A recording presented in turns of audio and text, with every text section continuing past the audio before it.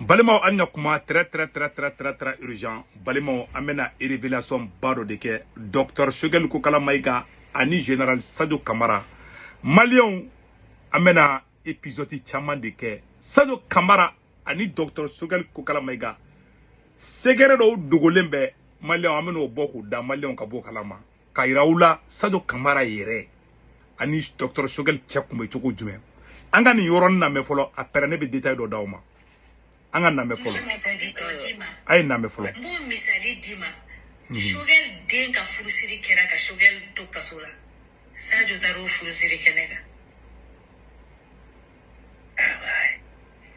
mo misali dima noi c'est-à-dire nous ko tiente ne be boni dalu de ka dima mais grâce à ne mo famude Choguel to kasola arrêtez par les militaires oui Choguel den ka furudona Sadio Kamara déplacé la kata o tara o den ka konyola Choguel Kokala Maïga keleni no grand sœur no yoro famude awo atara o den ka konyola ne ma deli ka kuma ni me na ma ke si ya ima jouer rebe atara folike c'est pour te dire que en fait, un homme à faux, on peut comprendre qu'il n'est pas d'accord avec tout ce qui se passait. Voilà. Malia bela jele kuma ime sisan. Ko chaman be net no fo réseau kan. Ko be nanu yere don. O de koson Sadio Kamara ka saya na jira moko kan, ama je moko kan Mali tukuli nga ka teme Dr Choguel Kokala Maïga kan. Dr Choguel Kokala Maïga kelefamba yere Sadio Kodi. Ni Dr Choguel Kokala kumbe premier ministre la Sadio ni mouye Sadio sora kunta soro. Malion révélation be de ne te fait ka kuma do fofolo di. Kuma do be tiana mo ika nga sanu do ye mo ta be fo. A ben ala na krache yani banda u kamene.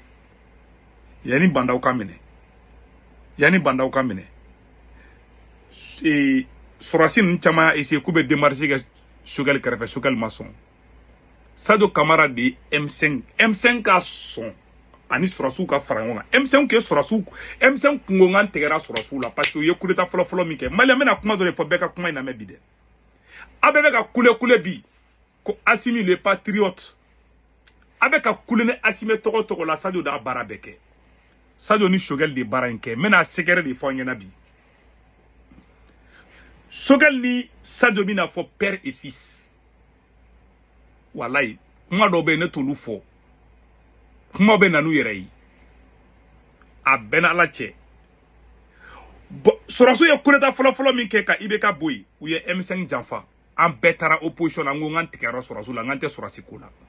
Mo mi sababu ya toni M5 sona kana o Sadio Kamara di. Sadio Kamara di kumana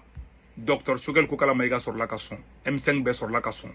An be sono la. Sadio Kamara ko ka Choguel ke premier ministre Choguel ko non ko ka M5 de be mo choisi ala ke M5 fana Choguel choisi o te fly Sadio Kamara ko kabe nani irisu ye Mali kono Assimi Goïta kuma son mais mena vidéo spéciale ko la quoi Malion changement mun kera de changement mi na be ka kulela yange France gain en kera yere ye Assimi ka barate Sadio de ka barado ani Choguel wallahi nin Qur'an ce Sorasi nin bera ba kuma nin ga bla nyona kuma do be ne tolu fo lu e sekere la kuma wi tama be ka kule bi ni Assimi ni toko fenfe Assimi ka baranote Assimi e jera ni je jatigi faga yiri bi abe yele mo la di expressita kungolo kono ima e depa be jafa dro jamana be nyaka mina bulu depa e kungolo ma ba krefe be nyaba la jamana be chugo mina bi. C'est pour vous dire que jamana kumbe ka avancer wakati mina c'est aller ka bara kunte togo fefe ni Mali ya soro Assimi ka bara kunte ibse ka ke président Sékou Touré discours mi kala De Gaulle nyakoro abolo ko joine discours ke sebe ngadama Seyfoulal Diallo Fladidou ode Sékou Touré ka numéro 2 régime na c'était une personnalité cachée ale de kumbe discours ban ale de kumbe Sékou Touré ka kanga fem nga kumbe ale de kumba begla ngadama. Et ça va kalama. Aïta Guinéen ou Ningo Rola. Sékou Touré Koumbé, à chaque grand homme, il y a, à chaque, ça dit pas mon combat fait mon rôle de bas crève, m'be kala ben quoi. Au Karangina, Diana Tika Koubé, ça va boudir. Yaro be kuran Sékou Touré de, mais Sékou Touré fana mɔgɔ min yɛrɛ kun b'a dilan yɛrɛ k'a lasigi k'a dilan ka discours ɲɛnamaw dilan ka d'a ma o de que c'était le numéro 2 du régime pendant plus de 20 ans. Seyfoulal Diallo a été recherché kaka. Qu'on préfère la liberté dans la dignité que la pauvreté dans la liberté dans la pauvreté que la richesse dans l'opulence ou dans la richesse. Mɔgɔ min ye kuma min fɔ ka sɛbɛn ka di Sékou Touré ma Seyfoulal Diallo de don. A ye taa Guinéen ɲininka a ye taa recherche kɛ. Bon Assimi ta bɛ ten de. Donc ka fɔ an ɲɛna Dr Choguel Kokala Maïga ani Assimi Goïta cɛlala la ani Sadio Kamara cɛlala hali Choguel banale a banale a kan ka baara daminɛ Assimi tun bɛ fɛ ka Choguel bila Sadio de ko k'o tɛ kɛ. Ni a ye Dr Choguel Kokala Maïga san 3 sɔrɔ premier ministre c'est grâce à Sadio. Assimi Goïta filɛ ka politicien kɛlɛli fɛn fɛn kɛ Sadio Kamara était contre.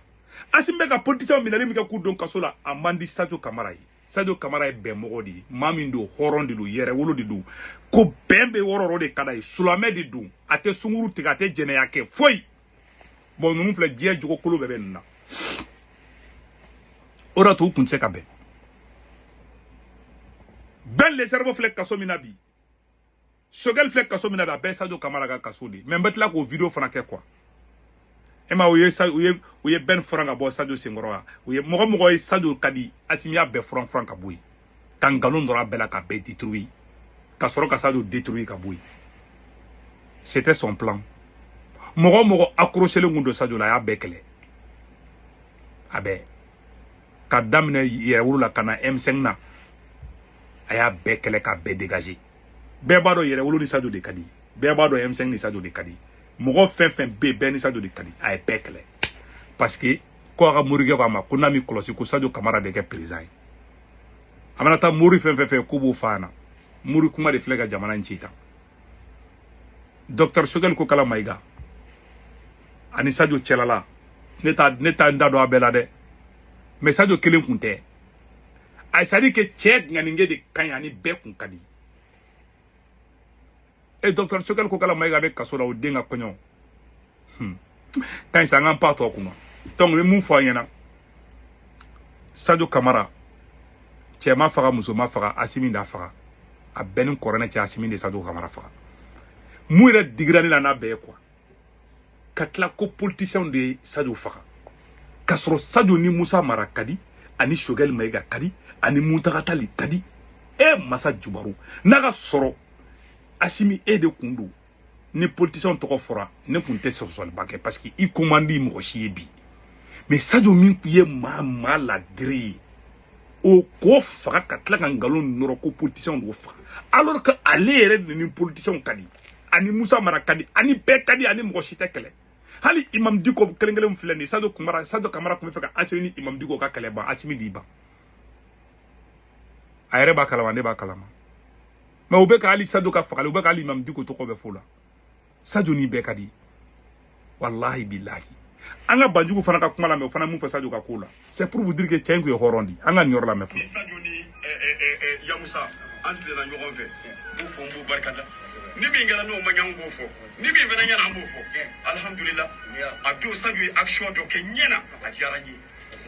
Sadio Kamara ministre de la défense wallahi a diyara n ye fo k'a dama nin y'a sɔrɔ Sadio ma sa dɛ an ka musokɔrɔba Haja Sunba Samake a ba ka bannikɛ yɔrɔ la an bi janaza yɔrɔ la wallahi ko an ka taa misiri la kare saba an taamana wallahi Sadio taamana a sen la an nɔfɛ a y'a jira nakɔ sɔrɔdasi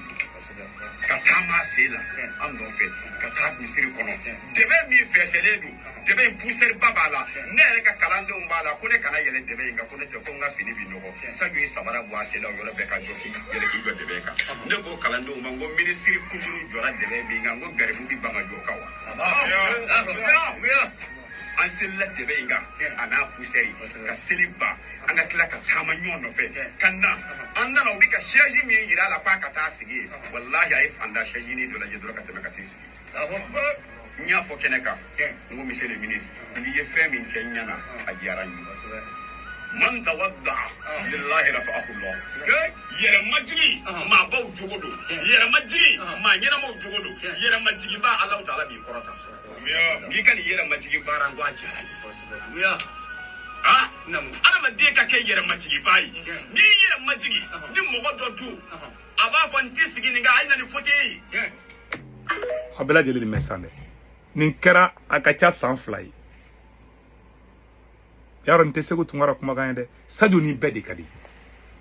Sadio hadamaden de quoi i b'a fɔ ko sɔrɔsi tɛ Asimi filɛ minɛli fɛn fɛn la a si man di Sadio ye Sadio de tun bɛ fɛ M5 Sadio yɛrɛ ka laɲini kun ye min ye yɛrɛ n'Asimi ma sɔn Sadio tun bɛ fɛ M5 de M5 c'est à dire que M5 na composantes bɛɛ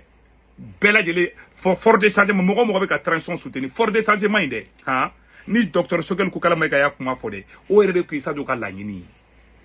an kun bɛ kɛlɛ an yɛrɛ dama jeune dama kun bɛ kɛlɛ Sadio kun b'an wele kan kana kɛlɛ kan kana sɔn kan kana mɔgɔ kuma minɛ ɲɔgɔn ma a bɛɛ ni kuranɛ cɛ o prévu bɛ ne bolo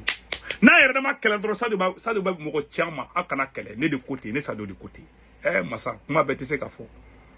tu sais ko dɔ bɛ ni mɔgɔ ko kana ni fɔ i kana fɔ wallahi billahi tallahi Asimi ninnu m'an bila ɲɔgɔn na wagati min na Sadio b'a fɔ k'an kana kɛlɛ a ka ɲi an ka kuma ka ɲi Malien a ka ɲi n bɛ vidéo bila a k'an bɛn